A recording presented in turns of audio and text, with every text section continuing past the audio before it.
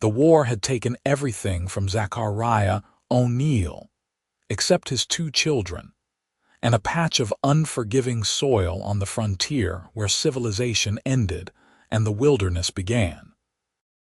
He woke before dawn each morning, muscles already aching from the previous day's labor, and worked the fields until his hands bled and his back screamed for mercy, knowing that if he didn't coax enough from this stubborn earth, his son and daughter would go hungry when winter came. The problem wasn't just the land or the work, it was that Thomas was 7 and Emily was only 4, and they needed watching every moment he spent bent over the plow. And there was nobody for 100 miles who would help a man whose wife had died birthing their youngest. Nobody except the orc girl who appeared at his fence line one morning with hollow eyes and nowhere else to go. Her name was Grasha, and she looked like she had been running for days. Zachariah saw her from across the field where he was trying to clear stones, saw the distinctive green skin, and the way she clutched the fence post like it was the only thing keeping her upright. Thomas and Emily were playing in the yard near the house, close enough that he could hear their laughter, but he still felt his heart clench with protective fear when he spotted the orc. Everyone knew orcs were dangerous. Everyone knew they raided human settlements and took whatever they wanted. But this one looked half-starved and terrified, and when their eyes met across the distance, she didn't snarl or reach for a weapon. She just stood there, swaying slightly, and waited. He walked toward her slowly, keeping his body between her and his children. Up close, she was younger than he had initially thought, maybe 19 or 20, with small tusks that barely protruded past her lower lip and ears that came to elegant points beneath her tangled black hair. Her clothes were torn and muddy, and there were bruises on her arms that looked like someone had grabbed her hard enough to leave marks that would last for weeks. "Water," she said, her voice rough and cracking. "Please, just water and I will go." Zachariah knew what the neighbors would say if they found out. He knew what the church elders would say, what the militia captain would say. Orcs were the enemy. Orcs had killed good men during the war. Orcs couldn't be trusted. But Emily was watching from the porch now, her thumb in her mouth the way it always was when she felt uncertain. And Thomas had stopped playing to stare. And Zachariah thought about how Catherine would have never turned away someone who asked for water, no matter what color their skin was. "There's a well," he said, pointing. "Help yourself." She drank like someone who hadn't seen clean water in a very long time, cupping her hands and bringing the water to her mouth over and over until finally she slowed and just stood there with her wet hands pressed to her face. Zachariah should have told her to leave then. Should have sent her on her way with a full water skin and maybe some bread, enough to ease his conscience but not enough to create any kind of obligation or connection. But Thomas had crept closer, curious despite the warnings he had surely heard about orcs, and Emily had followed her brother the way she always did. And when Grasha lowered her hands and saw the children standing there staring at her, something in her expression cracked open like an egg. "Beautiful children," she said quietly, and there was such desperate longing in her voice that Zachariah felt it like a physical blow. "They're my world," he said, and meant it with every fiber of his being. "You are alone?" She asked, glancing around at the empty farmyard, the single set of clothes on the washing line, the toys that looked handmade and roughly carved. "Their mother passed 2 years ago," he said, and was surprised to find that he could say it without his voice breaking any more. Time hadn't healed the wound, but it had scabbed it over enough that he could function. "I manage." "You work the fields," she said, and it wasn't a question. She could see the evidence on his clothes, his sun-darkened skin, the permanent dirt under his fingernails. "Who watches them while you work?" "They play nearby," Zachariah said, hearing the defensiveness in his own voice. "I check on them regular. They know not to wander." Grasha looked at Thomas and Emily again, and Zachariah saw something flicker in her dark eyes, calculation maybe, or hope, or some combination of the two. "I could watch them," she said. "While you work, I would keep them safe. I would never let them out of my sight." "Why would you do that?" he asked, suspicion rising despite the obvious desperation in her face. "Because I need a place to stay," she said bluntly. "My clan cast me out for defending a human child from being killed. They said I was a traitor, said I had gone soft. They beat me and told me if I ever came back they would finish what they started. I have nowhere to go, no family, no home. But I am strong and I can work, and I am good with children. I would earn my keep." Zachariah should have said no. Every instinct that had been drilled into him during the war screamed at him to refuse, to send her away, to protect his children from the monster at his doorstep. But he looked at her bruised arms and her hollow eyes, and the way she held herself like someone who expected to be hit. And he thought about how Thomas had nearly drowned in the creek last month while Zachariah was on the far end of the field and hadn't heard him fall in. How it was only luck that his son had managed to grab a branch and pull himself out. He thought about the time Emily had wandered into the woods chasing a butterfly, and it had taken him 2 hours of panicked searching to find her. He thought about how he couldn't be in 2 places at once, couldn't watch his children and work the fields at the same time, couldn't do everything that needed doing without help. "You'd stay in the barn," he said slowly. "And if you ever hurt them, ever let them come to harm, I'll kill you myself." "That clear? I would die before I let anything happen to them," Grasha said with such fierce intensity that he believed her. "I swear it on my ancestors and my blood. They will be safer with me watching them than they have ever been." That was how it started. Zachariah gave her a blanket and showed her where she could sleep in the barn, brought her some leftover stew from the previous night's dinner, and lay awake for hours that night wondering if he had made a terrible mistake. But when he rose before dawn the next morning, she was already awake, already drawing fresh water from the well. And when he came in from the fields that evening with his hands bleeding from rope burn and his shoulders screaming, Thomas and Emily ran to him with stories about all the games Miss Grasha had taught them, all the songs she knew, how she had shown Thomas how to skip stones in the creek and had braided flowers into Emily's hair. The children were clean. They were happy.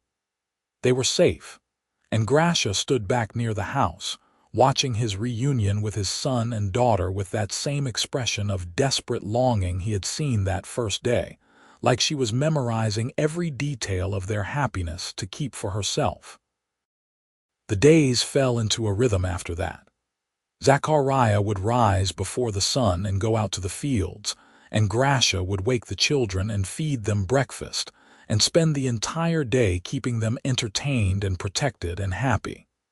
She never let them out of her sight, not for a moment. When they played by the creek, she sat on the bank and watched. When they explored the edge of the woods, she walked between them and any potential danger. When Emily decided she wanted to climb a tree, Grasha climbed up first to test every branch, then spotted her from below with arms ready to catch her if she fell. She was gentle with them in a way that surprised Zachariah. He had expected an orc to be rough, maybe even harsh, but Grasha touched his children like they were made of glass and spoke to them with infinite patience. When Thomas threw a tantrum because he didn't want to come inside for lunch, she sat down on the ground beside him and waited until he was ready to talk about his feelings. When Emily had a nightmare, Grasha sat by her bedside in the barn and sang her a lullaby in the orcish language, something low and rumbling that seemed to resonate in the chest, and Emily fell back asleep within minutes. Zachariah tried not to watch, tried to keep his distance and focus on the work that never seemed to end. But he found himself glancing toward the yard more often than necessary, found excuses to come back to the house for water or tools he didn't really need, just so he could see them. Just so he could reassure himself that Grasha was doing what she had promised, that his children were safe. They were more than safe. They were thriving. Thomas, who had been quiet and withdrawn since Catherine died, started laughing again. Emily, who had clung to Zachariah's leg every morning when he left for the fields, now waved goodbye cheerfully and ran to take Grasha's hand. And Grasha herself seemed to grow stronger, seemed to fill out and stand taller, as if having a purpose was feeding something in her that had been starving. 3 weeks after she arrived, Zachariah came back to the house at midday to find her teaching the children how to track animals by their footprints. She was crouched in the dirt with Thomas and Emily kneeling on either side of her, pointing out the distinctive marks left by a deer. "See how the hooves make this shape," she was saying. "And see how far apart the prints are. That tells you the deer was walking, not running. If it was scared, the prints would be deeper and farther apart because it would be leaping." "What about that one?" Thomas asked, pointing to a different set of tracks. "Rabbit," Grasha said immediately. "You can tell by the pattern 2 small prints from the front paws, then 2 larger ones from the back feet, all in a cluster. Rabbits move by hopping, so their tracks always look like this." "Can you teach us to hunt?" Thomas asked eagerly. Grasha hesitated, glancing up at Zachariah where he stood watching. "That is for your father to decide," she said carefully. "Hunting is important knowledge, but it is also dangerous. You must be old enough and wise enough to be trusted with it." "Maybe when you're older," Zachariah said, stepping forward. "Right now, you're still learning." "I'm learning lots," Thomas said enthusiastically. "Miss Grasha knows everything. She knows all the plants and which ones you can eat and which ones will make you sick. She knows how to tell if it's going to rain by looking at the clouds. She knows all the stars and their names." "Your mother taught you well," Zachariah said to Grasha, and saw her flinch. "My mother died when I was young," she said quietly. "I learned from my clan's huntmaster. Before they decided, I was not worthy to be one of them anymore." There was a story there, Zachariah realized, a story full of pain and rejection and loss. He wanted to ask about it, wanted to understand what could make an orc clan cast out one of their own. But Thomas was tugging on his hand and asking if they could have honey with their bread at dinner. And Emily was showing him a beetle she had found, and the moment passed. But that night, after the children were asleep and Zachariah had finished the endless list of chores that came with running a farm alone, he found himself walking out to the barn instead of going straight to bed.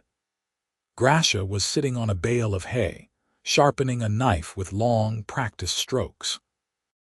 She looked up when he entered and immediately set the knife aside, as if afraid he might think she was a threat. "They're good children," she said before he could speak. "You have raised them well." "I'm trying," Zachariah said. "It's not easy without their mother." "She would be proud," Grasha said. "They speak of her sometimes, Emily especially. She does not remember her clearly, but she knows she was loved." "Catherine was the best person I ever knew," Zachariah said, and was surprised to find himself talking about her to this orc woman who had stumbled into his life only weeks ago. "She was kind to everyone, saw the good in people even when they didn't deserve it.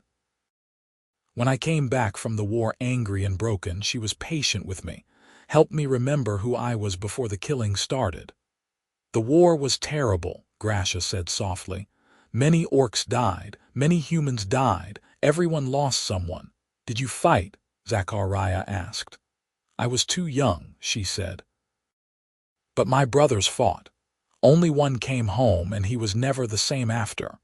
The things he had seen, the things he had done, they haunted him. He would wake screaming in the night. Eventually, he walked into the wilderness and never returned. My mother said he went to find peace in death since he could not find it in life." "I'm sorry," Zachariah said, and meant it. War makes monsters of us all, Grasha said. Orc and human alike. That is why I could not let them kill that child. He was human, yes, but he was just a boy. Maybe 6 years old. He had wandered away from a village that bordered our territory. Some of the warriors said we should kill him as revenge for our own dead, that human children would grow up to be soldiers who would kill orc children. But I looked at him and saw only a scared little boy who wanted his mother. So I stood between him and the warriors and said no. I said we were better than this. I said the war was over and we needed to choose peace or we would be fighting forever. What happened? Zachariah asked, though he suspected he knew the answer. They beat me and took the child anyway, she said. But while they were beating me, he ran. I do not know if he made it home, but he had a chance because of what I did. And for giving him that chance, my clan named me traitor and cast me out. Said I had dishonored them. Said I was dead to them. Zachariah sat down on the bale of hay across from her, studying her face in the dim lamplight. She was younger than him by at least a decade, barely more than a girl really, and she had lost everything for doing the right thing. For choosing mercy over vengeance, for being brave enough to stand alone against her own people. I'm glad you ended up here, he said quietly. I know I was suspicious at first, and maybe I still should be, but you've been good for my children, better than good. They love you. I love them, Grasha said simply. They have given me a reason to keep living when I thought I had none. Every morning I wake up and know that I have a purpose, that I matter to someone, that I can keep them safe and happy. It is more than I ever hoped for after what happened. You're not just here to watch them, Zachariah said, making a decision. You're part of this family now. You eat with us, not after. You sleep in the house if you want, not in the barn. We don't have much, but what we have, we share. Grasha's eyes went wide, and for a moment he thought she might cry. You would do that, even though I am orc. You've proven yourself, Zachariah said. That's all that matters. She did cry then, silent tears that tracked down her green cheeks and dripped off her small tusks. She wiped them away quickly, as if embarrassed by her own emotion, but Zachariah pretended not to notice. He just stood up and told her she could take the small room off the kitchen that he had been using for storage, and that tomorrow they would clean it out and make it proper. After that, things changed in small but significant ways. Grasha ate breakfast with them at the table, and dinner too, and she would help Emily practice her letters while Zachariah taught Thomas his numbers. She moved into the storage room and spent her first night there cleaning and organizing with fierce determination, as if proving she deserved the space. She started cooking meals that combined human and orcish techniques. Hearty stews with unfamiliar spices that somehow tasted like comfort and home. She mended their clothes with small, precise stitches and insisted on helping with the heavier chores even though Zachariah told her watching the children was enough. I am strong, she said when he protested her hauling water or chopping wood. Let me use my strength. You do enough already. She was right about that. Zachariah was exhausted all the time, his body pushed to its absolute limit by the demands of the farm. But with Grasha there to help, with her taking on some of the burden, he found he could breathe a little easier, could sleep a little better, could look at his children without the constant gnawing fear that he was failing them, that he couldn't give them everything they needed. Summer deepened into its fullest heat, and the fields demanded everything Zachariah had to give. He would be out there from dawn until well past dusk, harvesting wheat and hauling it to the barn, his muscles screaming and his hands raw despite the calluses. And every day when he came back, there would be Grasha with Thomas and Emily, the three of them waiting on the porch with cool water and easy smiles. One evening he returned to find them making flower crowns, Thomas complaining that his kept falling apart while Emily's stayed together, and Grasha patiently showing him how to weave the stems more tightly. Another evening, they were all lying on their backs in the grass, looking up at the early stars, and Grasha was telling them stories about the orcish constellations and what they meant. And one evening in late summer, when a thunderstorm rolled in violent and sudden, he found them all huddled in the house with blankets and candles, singing songs to cover the sound of thunder so Emily wouldn't be scared. Zachariah stood in the doorway, dripping wet from his sprint in from the fields, and watched them together.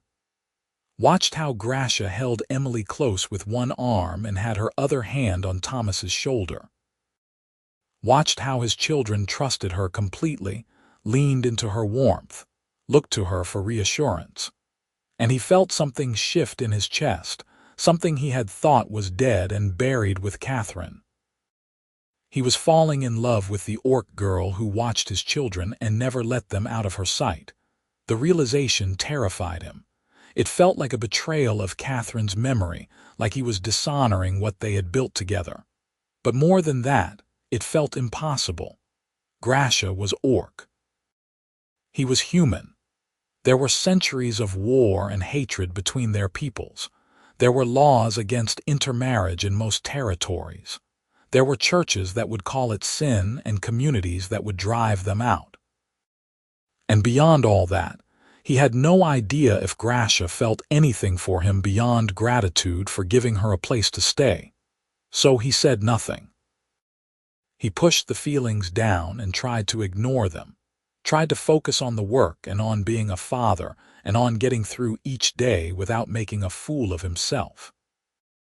But it was hard when he would catch her watching him sometimes with an expression he couldn't quite read, or when her hand would brush his as they worked together in the kitchen, and he would feel that touch like electricity through his whole body.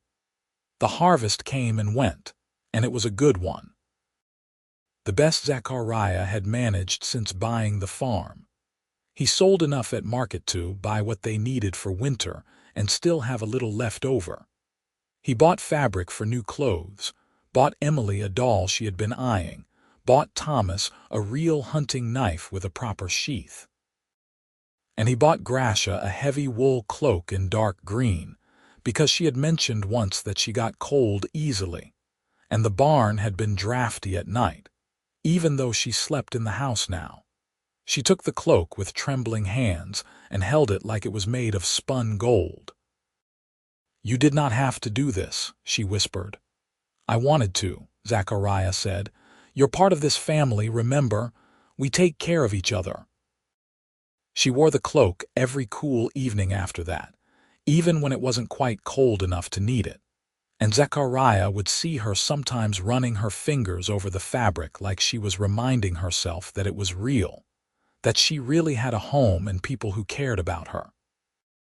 Autumn came with its crisp air and changing leaves, and the work shifted from harvesting to preparing for winter. There was wood to chop and stack, a roof to repair, the barn to reinforce against the coming snows. Zachariah worked alongside Grasha on many of these tasks, and he marveled at her strength and stamina. She could split wood for hours without tiring, could carry loads that would have staggered him, could work in cold that made his fingers go numb without seeming to notice. "Orcs are built different," she explained when he commented on it. "We are made for harsh places and hard work. It is one of the reasons humans fear us, I think. They see our strength and imagine what we could do if we turned it against them." "Do you ever miss it?" Zachariah asked. Being with your own kind, Grasha was quiet for a long moment, her axe biting into wood with steady rhythm. "I miss what it could have been," she said finally. "I miss the idea of belonging somewhere, of being part of something larger than myself. But the reality, no. I do not miss the constant pressure to prove my worth through violence. I do not miss the rigid hierarchy and the endless feuds. I do not miss being told that mercy is weakness and kindness is foolishness. Here, with you and the children, I have found something better. I have found peace." "I'm glad," Zachariah said, and he was. Glad that she had found peace, glad that she was here, glad for reasons he still couldn't quite let himself examine too closely. The first snow came in early November, just a dusting that melted by afternoon, but it was a reminder that winter was coming and they needed to be ready. Zachariah took inventory of their supplies and felt reasonably confident they would make it through. The cellar was full of preserved vegetables, and the grain stores were adequate, and they had smoked meat hanging in the barn. They wouldn't feast, but they wouldn't starve either. Thomas turned 8 that month, and Grasha made him a cake using honey and dried fruit that was so delicious he declared it the best thing he had ever eaten. Emily helped her decorate it with patterns made from preserved berries, and when Thomas blew out his candle, he wished out loud that Grasha would stay with them forever. "We will see what the future holds," Grasha said gently, but her eyes were bright with unshed tears. That night, after the children were in bed, Zachariah found her sitting by the fire, staring into the flames. He sat down beside her and they were quiet for a while, just existing in the same space, comfortable with the silence in a way they hadn't been at the beginning. "Thank you for making his birthday special," Zachariah said eventually. "He hasn't had much cause to celebrate these past few years." "He is a good boy," Grasha said. "He deserves to feel joy. They both do. They have been through so much loss already." "So have you," Zachariah said. "Yes," she agreed. "But I have found something here that makes the loss bearable. I have found purpose and belonging," and she stopped, seeming to catch herself, and shook her head. "I have found a place where I matter." "You matter," Zachariah said quietly. "You matter a great deal. To the children, to this farm, to—" He stopped, afraid of what he might say if he kept going.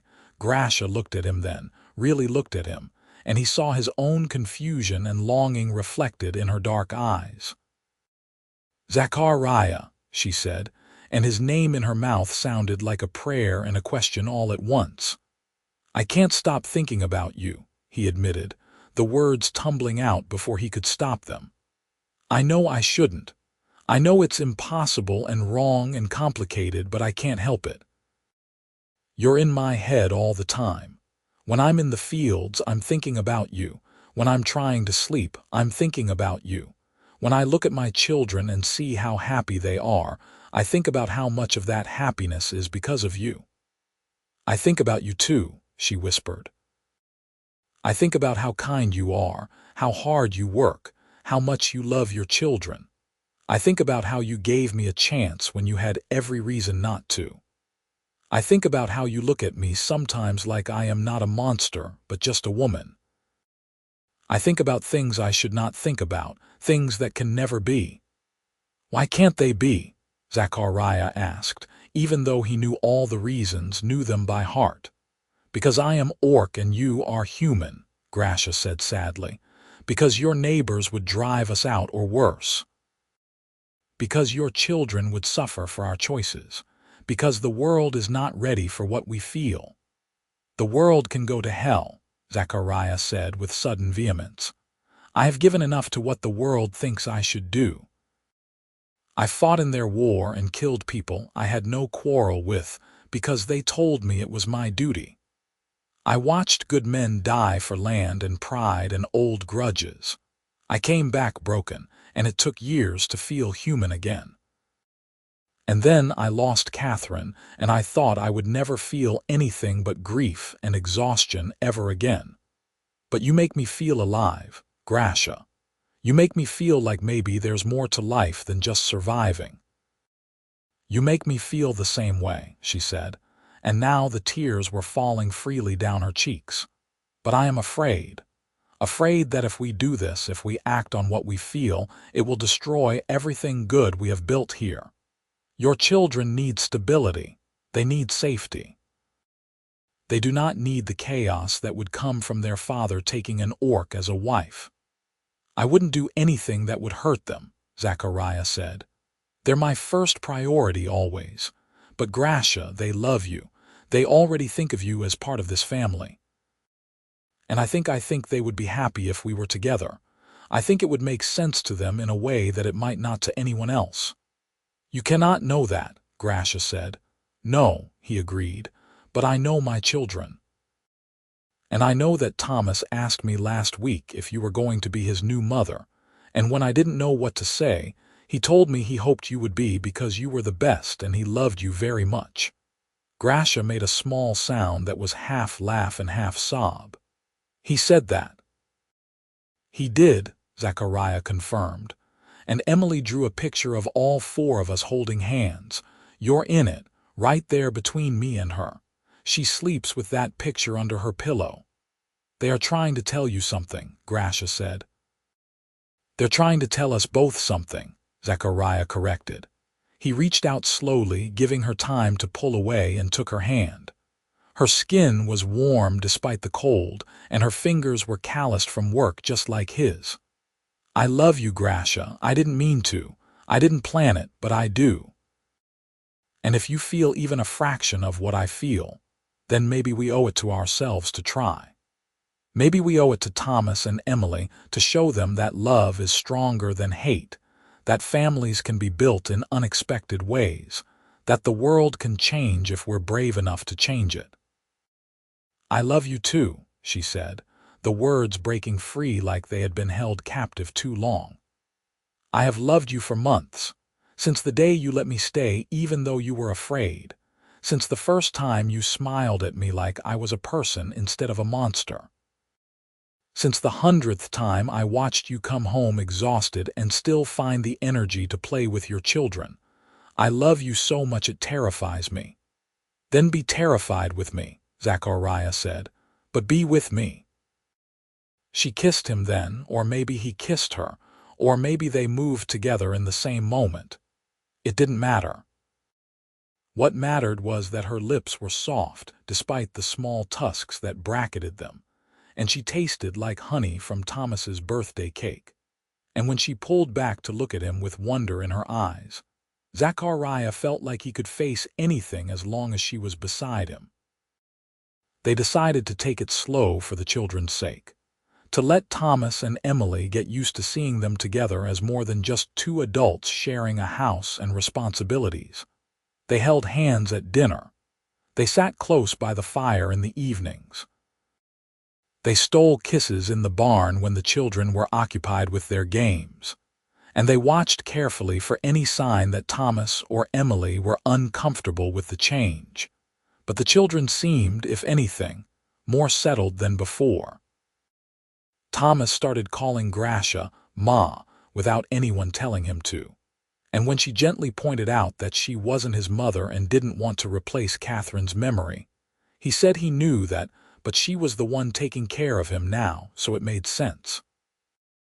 Emily just wanted to know if this meant Grasha would stay forever, and when Grasha said yes, she threw her arms around the orc woman's waist and declared that this was the best thing ever. Winter set in properly in December, with snow that stayed on the ground and temperatures that made even the short walk to the barn an ordeal. They settled into the rhythm of winter life, keeping the fires burning, caring for the animals, staying inside when the weather was too harsh to do anything else. Zachariah taught the children to read and write and do arithmetic, and Grasha taught them orcish songs and stories. And in the evenings, they would all sit together and work on small projects like carving or sewing or repairing tools. It was during one of these evenings that Thomas asked the question Zachariah had been half expecting and half dreading. "Are you and Grasha going to get married?" His son asked bluntly, looking up from the wooden horse he was carving. Zachariah glanced at Grasha, who was braiding Emily's hair, and saw her stiffen slightly. "Would that be something you wanted?" he asked carefully. "I think you should," Thomas said matter-of-factly. "You love each other, I can tell. And married people live together and take care of each other, which you already do, so you might as well make it official." "I want Grasha to be my mama," Emily chimed in. My real mama is in heaven with the angels, but Grasha is here and she takes care of me and I love her." "I love you too, little one," Grasha said softly. "Both of you, so very much." "So you will marry Papa?" Emily pressed. Grasha looked at Zachariah and he saw the question in her eyes. This was a decision they needed to make together, but she was leaving it to him to voice it. He took a deep breath and set down the harness buckle he had been repairing.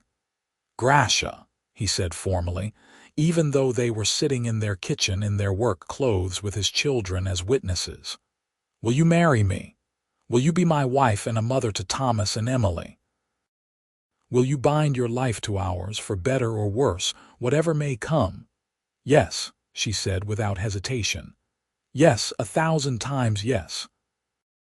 The children cheered, and Emily launched herself at Grasha with such enthusiasm that she nearly knocked her over, and Thomas was grinning so hard his face looked like it might split. They spent the rest of the evening planning a simple ceremony that they would hold right there in the house, just the four of them, because they didn't need anyone else's approval or blessing. This was their family, their choice, their love. The ceremony happened 3 days later on the winter solstice, the longest night of the year. Zachariah didn't have a ring to give her, but he had made her a bracelet from braided leather and carved beads, and she had made him a matching one. They stood before the fire with Thomas and Emily flanking them, and they spoke their vows in the quiet of their home. "I vow to love you and protect you," Zachariah said, "to stand by your side through whatever comes, to honor you as my wife and my partner in all things, to build a life with you that is full of joy and purpose. I vow to love you and our children with everything I am," Grasha said, "to work beside you and support you, to be a good wife and mother, to never give you cause to regret choosing me, to prove every day that love is stronger than fear or hate." They tied the bracelets onto each other's wrists, and Zachariah kissed his wife for the first time with his children's enthusiastic approval. And they celebrated with a special dinner and stories and songs until the children could barely keep their eyes open. That night, after Thomas and Emily were tucked into bed, Zachariah and Grasha stood together on the porch and looked out at the snow-covered fields gleaming silver under the moonlight. She was wearing the green cloak he had bought her, and he had his arm around her waist, and she leaned her head on his shoulder with a contentment that radiated from her like warmth from a fire. "Are you happy?" he asked, because he needed to hear her say it. "Happier than I ever thought I could be," she said. "I have a home and a family and a husband who loves me. 6 months ago I had nothing. I had less than nothing. And now I have everything." "We're the lucky ones," Zachariah said. "You came into our lives and made us whole again. You gave my children a mother and gave me a partner, and made this house feel like a real home instead of just a place we lived." They stood there until the cold drove them inside, and then they went to bed in the room they now shared, and Zachariah held his wife close and thanked whatever gods might be listening for the day she had appeared at his fence line asking for water. The rest of winter passed peacefully. There were hard days when the snow was too deep to do anything but wait it out, and there were anxious days when they worried about their food stores lasting, but they always had each other. Thomas and Emily thrived under the care of 2 parents who loved them, and Grasha bloomed like a flower that had finally found good soil and sunlight. In early spring, when the snow was melting and the first green shoots were pushing up through the mud, a group of riders came down the road. Zachariah saw them from the field where he was preparing the soil for planting and felt his stomach drop.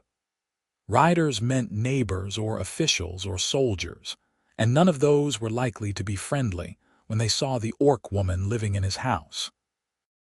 He hurried back to the farmyard and found Grasha already watching from the porch, Thomas and Emily behind her. She had her hand on the knife at her belt, not threatening but ready, and her expression was carefully neutral. The riders stopped at the fence, and Zachariah recognized the leader as Marcus O'Connor, a farmer from 5 miles down the road. He had 3 men with him, all armed, all looking grim. "Zachariah," Marcus called out. "We need to talk." "Then talk," Zachariah said, moving to stand beside Grasha. He took her hand deliberately, making his position clear. "There's been talk," Marcus said. "Talk about you harboring an orc. We didn't believe it at first, but I can see now the talk was true." "Her name is Grasha," Zachariah said evenly. "She's my wife. She's no threat to anyone." "She's an orc," one of the other men spat. "Orcs killed my brother in the war.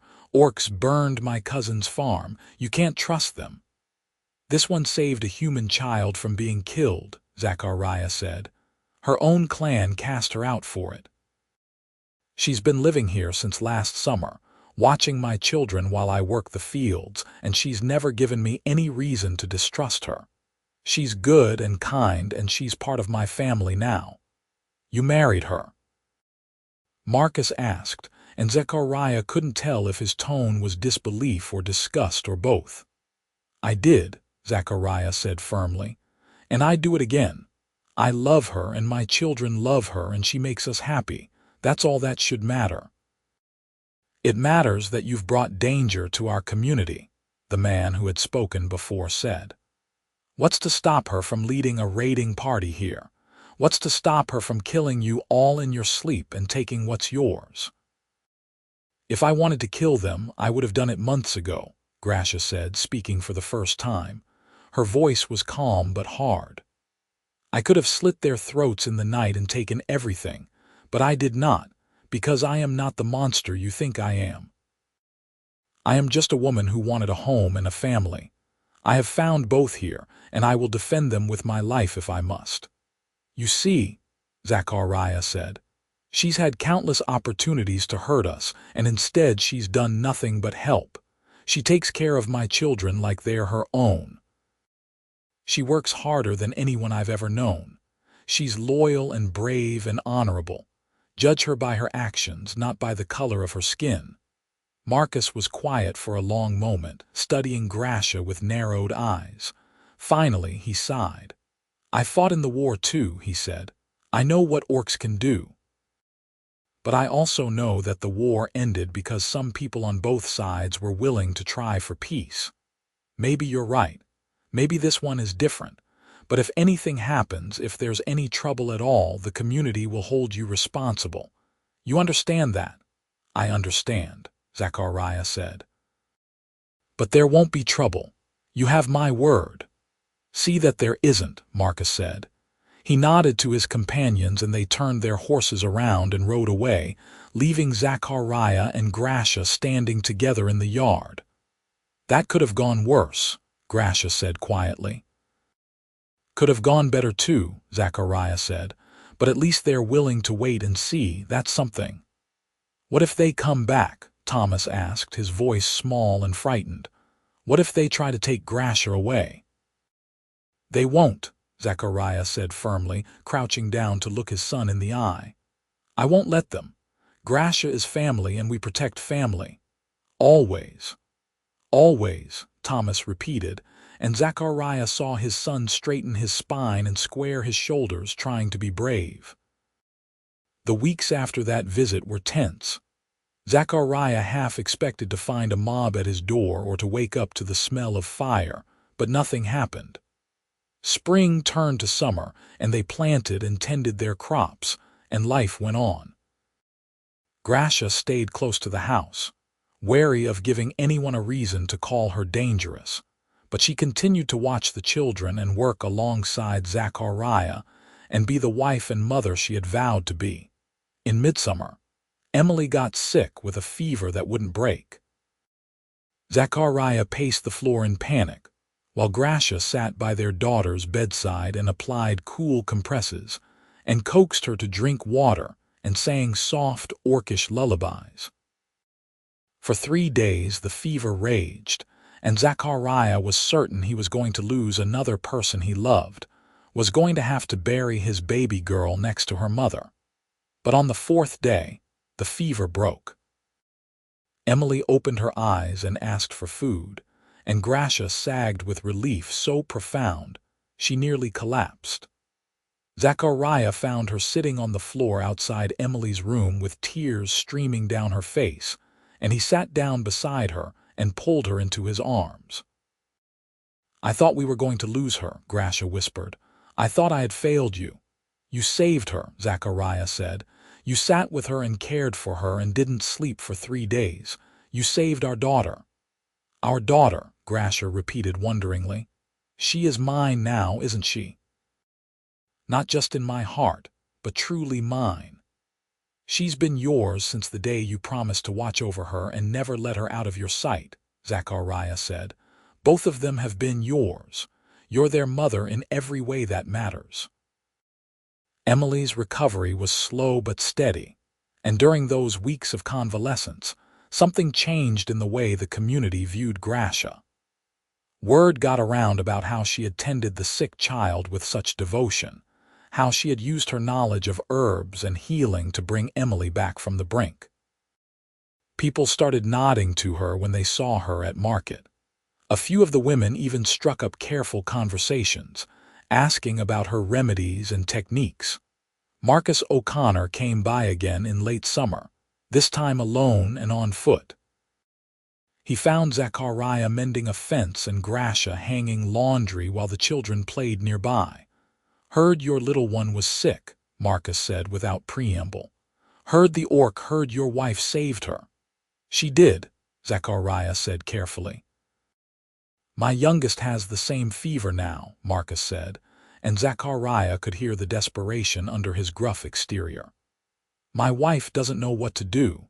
The old healer is too far away and the fever is getting worse. I know I have no right to ask, but would she come? Would she help?" Grasha had stopped her work and was watching them, and when Zachariah looked at her, she nodded immediately. "I will come," she said. "Show me to your child."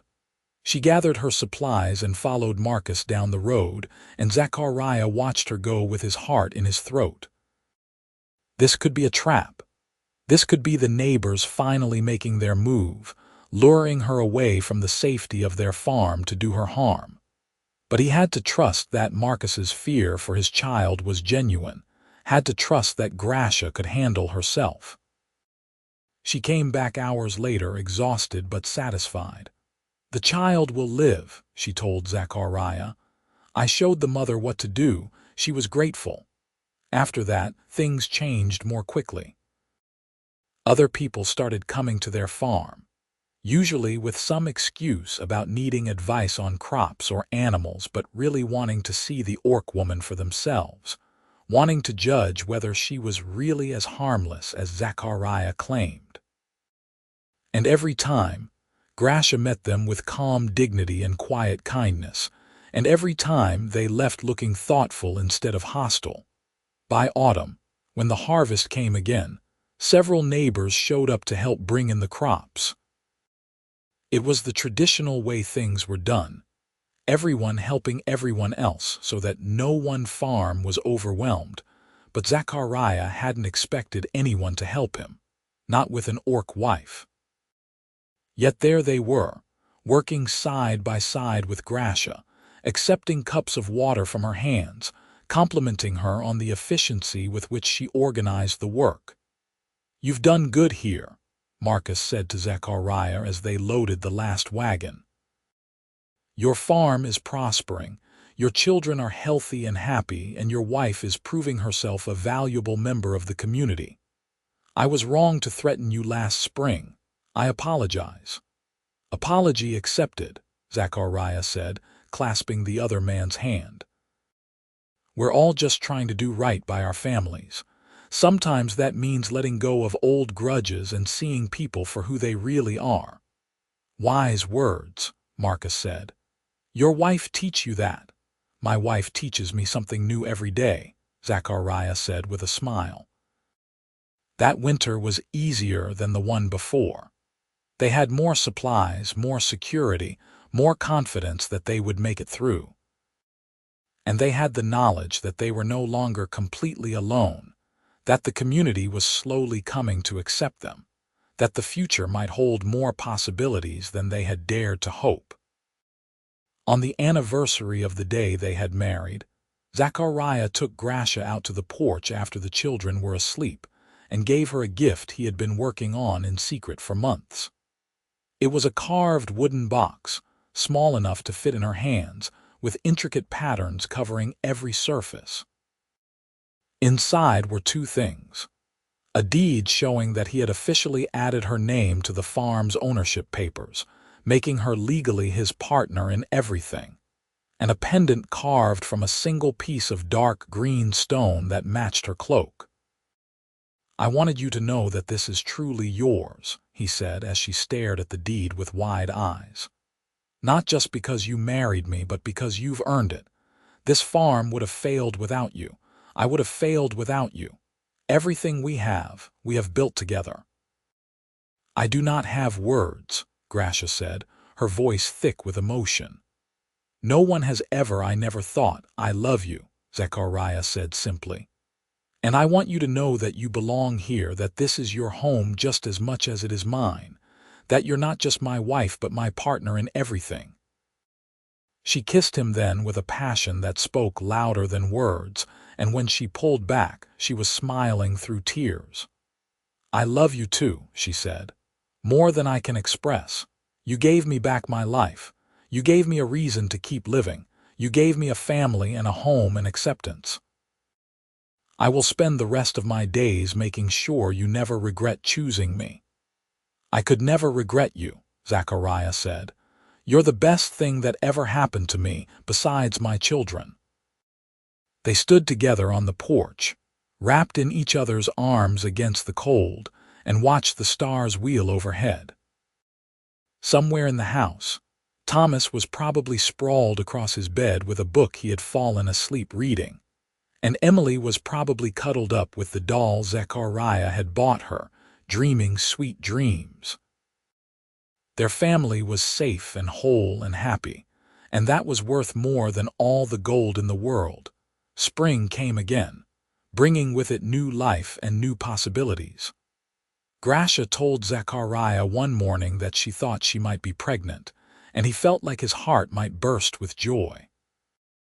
They told the children together that evening, and Thomas wanted to know if the baby would be green like Grasha or pink like him, and Emily wanted to know if she could help take care of it. "You will both help," Grasha said, pulling them close. "This baby will be lucky to have such wonderful older siblings." The pregnancy progressed smoothly through the spring and summer. Grasha continued to work as hard as ever, refusing to slow down despite Zachariah's concerned protests. "I am strong," she reminded him. "Orc women work until the baby comes. It is our way." But she did let him take over more of the heavy lifting, and she let the children pamper her in small ways, bringing her water and extra cushions and reading to her in the evenings. The community, which had been cautiously accepting before, seemed to warm even further when word got out that there was a baby coming. People brought gifts, hand-me-down clothes and blankets and carved toys, and offered advice and congratulations. The baby came in early autumn, just as the leaves were starting to turn. The labor was hard but not overly long, and when Zachariah finally heard that first cry, he nearly wept with relief. The midwife who had reluctantly agreed to come out, the same woman who had delivered Emily 8 years before, brought him a bundle wrapped in soft cloth. "You have a son," she said, "and he's healthy and strong, takes after his mother, I think." The baby did take after Grasha. His skin was a lighter green than hers, more of a sage color, and his tiny ears already showed the pointed tips that marked his orcish heritage. But he had Zachariah's nose and chin, and when he opened his eyes, they were the same warm brown as his father's. He was perfect. He was beautiful. He was living proof that love could bridge any divide. They named him Zachary, after his father, but different enough to be his own person. Thomas and Emily were completely besotted with their baby brother, and Grasha glowed with a contentment that made her even more beautiful than usual. Zachariah looked at his family, his human children, and his orc wife and his half-orc son, and felt a profound gratitude for the strange turns life had taken to bring them all together. Little Zachary grew quickly, as orc children apparently did. By 6 months, he was crawling and getting into everything. By a year, he was walking and saying simple words in both human common tongue and orcish. Thomas and Emily doted on him, and he followed them around like a devoted puppy, wanting to be part of whatever game they were playing. The farm continued to prosper. With Grasha's strength and knowledge combining with Zachariah's experience and determination, they expanded their fields and added more animals. They were never wealthy, but they were comfortable, and they had enough to share with neighbors who fell on hard times. Grasha's healing skills became well known in the area, and people came from miles around when they or their children were sick, bringing what payment they could and sometimes just bringing gratitude. Thomas grew into a thoughtful, kind young man who split his time between helping his father in the fields and learning healing from Grasha. Emily became a bright, creative girl who loved to draw and tell stories and play with her little brother. And Zachary was a happy, energetic toddler who seemed to embody the best of both his parents' people, strong and resilient like his mother, curious and gentle like his father.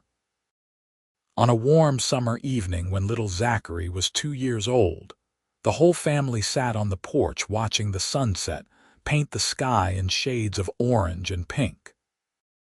Thomas was 10 and Emily was 6, both growing so fast it made Zachariah's heart ache, and Zachary was babbling happily in Grasha's lap, pointing at the colors and trying to name them in both languages. "You remember the day I showed up here?" Grasha asked quietly, her eyes on the horizon. "Desperate and starving and convinced I would die alone." "I remember," Zachariah said. "I remember being terrified you would hurt my children. I remember almost sending you away." "I am glad you did not," she said with a soft smile. "I am glad you gave me water and then a chance. I am glad you saw past what I was and saw who I could be." "You made it easy," Zachariah said. "You walked in here and loved my children like they were your own from the very first day. How could I not fall in love with someone like that?" "I loved them because they needed love," Grasha said. "And I loved you because you were trying so hard to give them everything they needed even though you were drowning in responsibility and grief. You were the bravest person I had ever met, and you did not even know it." "We saved each other," Zachariah said simply. "That's what I think happened. I gave you a home, but you gave us a family. You made us whole again." "We made each other whole," Grasha corrected. She leaned against him, careful not to dislodge the toddler in her lap, and Zachariah wrapped his arm around her shoulders. Thomas and Emily were chasing fireflies in the yard, their laughter carrying on the evening air. Little Zachary was fighting sleep, his eyes drooping even as he tried to keep watching his siblings play. The crops in the fields were growing strong and tall, promising another good harvest. The barn was full of healthy animals. The house was solid and well maintained. Everything they had built together was thriving. "I am happy," Grasha said, and there was wonder in her voice like she still couldn't quite believe it was real. "After everything I lost, after all the darkness, I am truly happy. Is this what peace feels like?" "This is what love feels like," Zachariah said. "This is what home feels like. This is what happens when you're brave enough to choose hope over fear." She turned her head to look at him, and in the fading light, her green skin seemed to glow golden. Her small tusks caught the sunset as she smiled, and her dark eyes were full of warmth and joy and absolute trust. "I would choose you 1,000 times," she said. "In every life, in every world, I would choose you." "And I would choose you," Zachariah said. Every single time. They sat together as the stars began to emerge one by one in the darkening sky, their children playing nearby, their youngest son finally giving in to sleep in his mother's arms. The night was warm and full of the sounds of crickets and distant owls and the gentle rustling of growing things. It was peaceful. It was perfect. It was everything they had fought for and dreamed of and worked so hard to build. Zachariah had worked the fields all day, as he did every day, coaxing life from the stubborn earth and building a future for his family.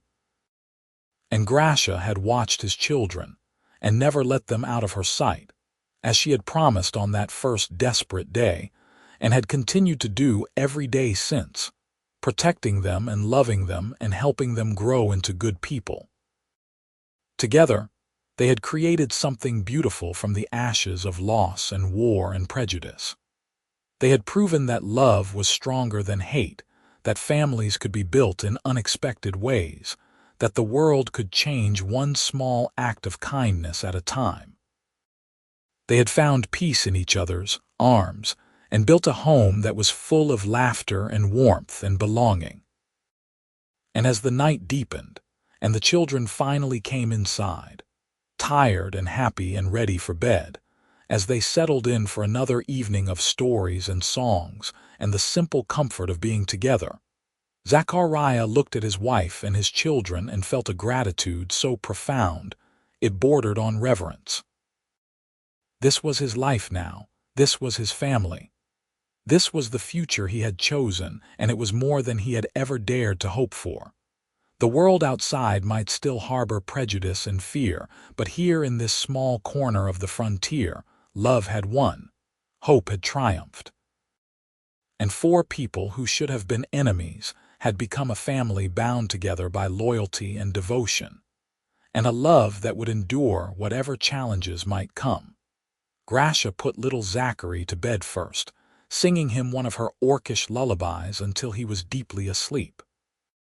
Then Thomas and Emily took turns reading from a book they were working through together, something about adventures in far-off lands, and Grasha listened with rapt attention, while Zachariah mended a harness that had broken that afternoon.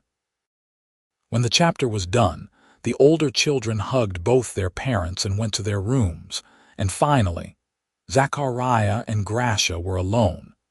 They prepared for bed in comfortable silence, moving around each other with the easy familiarity of people who had shared space and life for years. When they finally climbed into bed, Grasha curled against Zachariah's side, her head on his chest, and he wrapped his arms around her and held her close. "Thank you," she whispered into the darkness. "For what?" Zachariah asked. "For everything," she said. "For giving me water that first day. For letting me stay. For trusting me with your children. For falling in love with me. For marrying me. For giving me Zachary. For making me part of something larger than myself. For showing me that I deserve to be happy. For all of it." "You don't need to thank me for loving you," Zachariah said softly. "Loving you has been the easiest thing I have ever done. You make it effortless." "I love you," she said. "I will love you until the day I die and beyond if there is anything beyond. You are my heart, Zachariah O'Neill. You and our children are everything to me. And you are everything to us," he said, pressing a kiss to the top of her head. "Sleep now, my love. Tomorrow will come soon enough, and there will be work to do and children to care for and a life to live. But right now, just rest. Just be here with me. Just let yourself be happy." She fell asleep in his arms, her breathing deep and even, and Zachariah lay awake a little longer, listening to the sounds of his family sleeping safe and sound.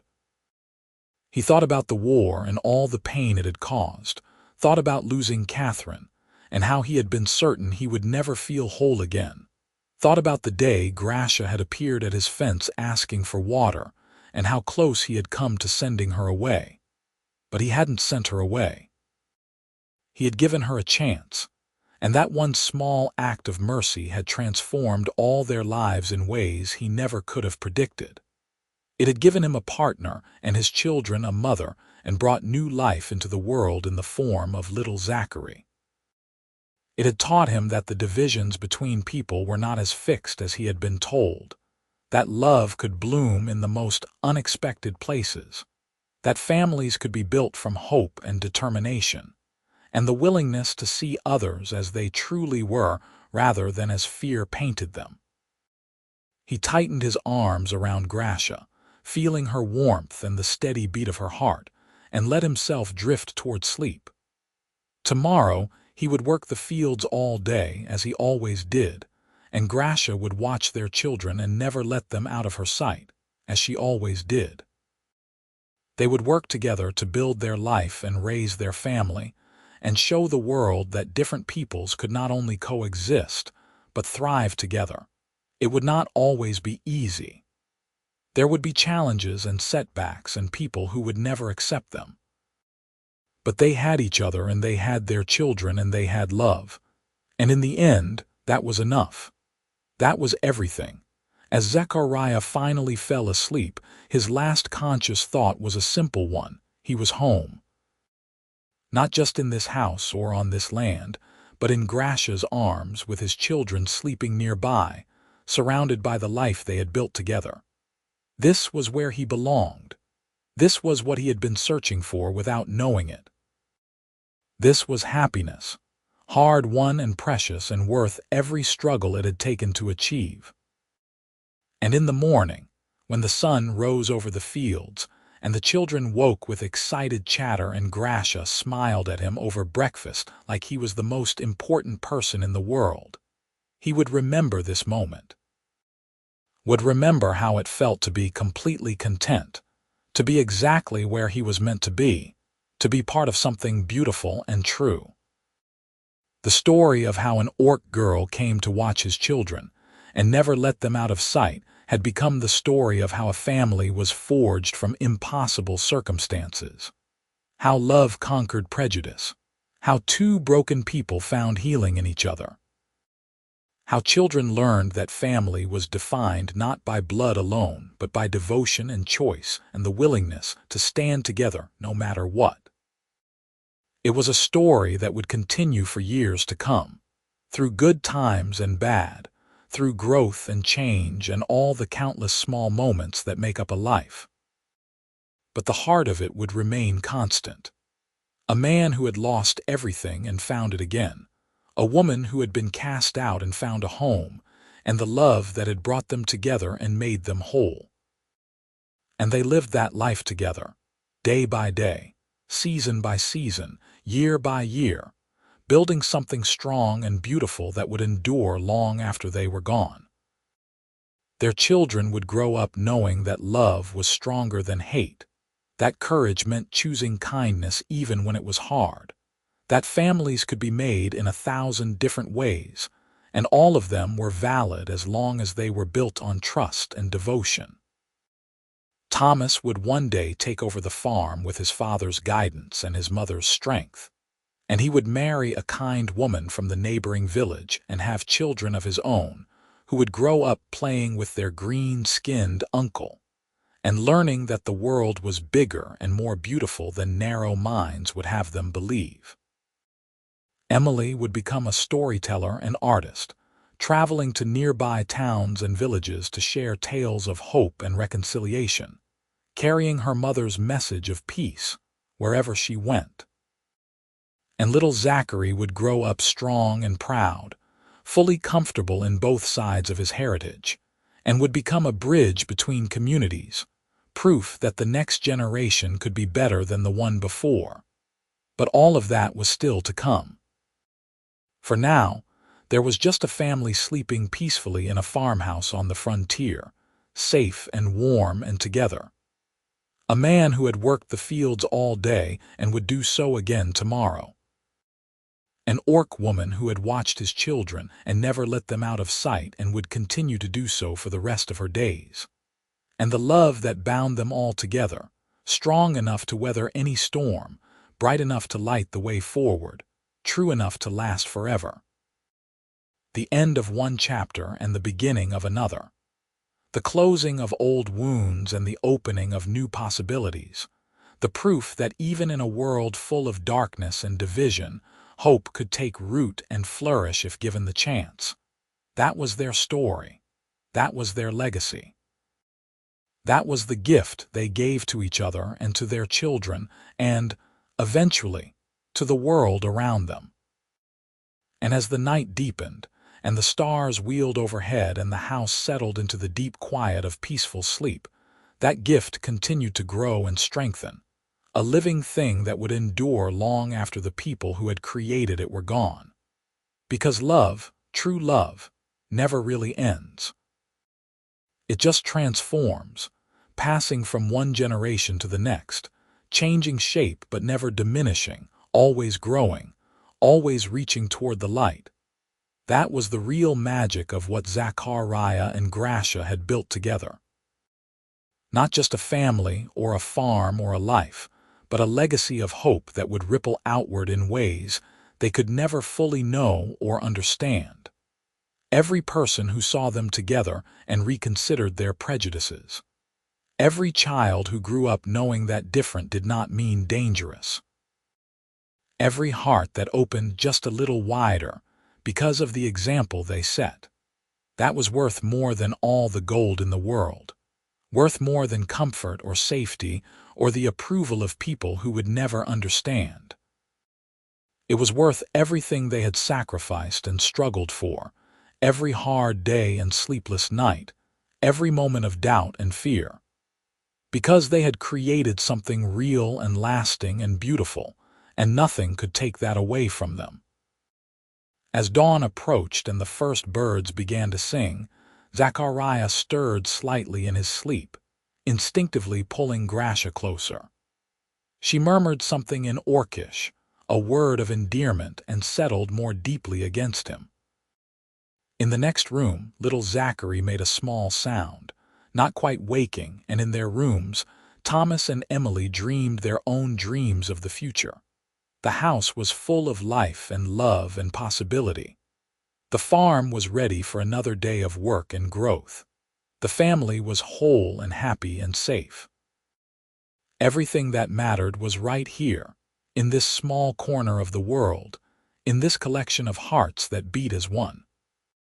And when the sun finally rose and a new day began, they would face it together as they had faced every day since that first desperate morning when Grasha had appeared asking for water, and Zachariah had chosen mercy over fear.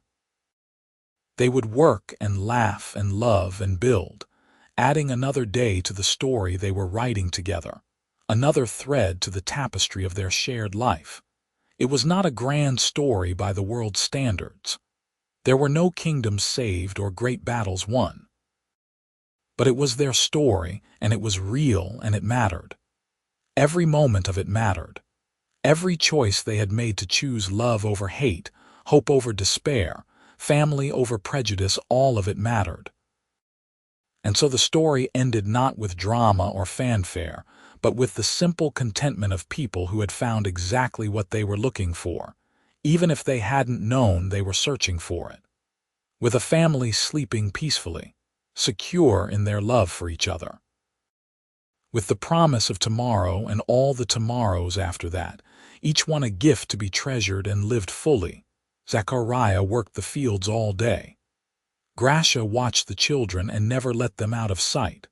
Together, they built a life worth living, and that, in the end, was everything.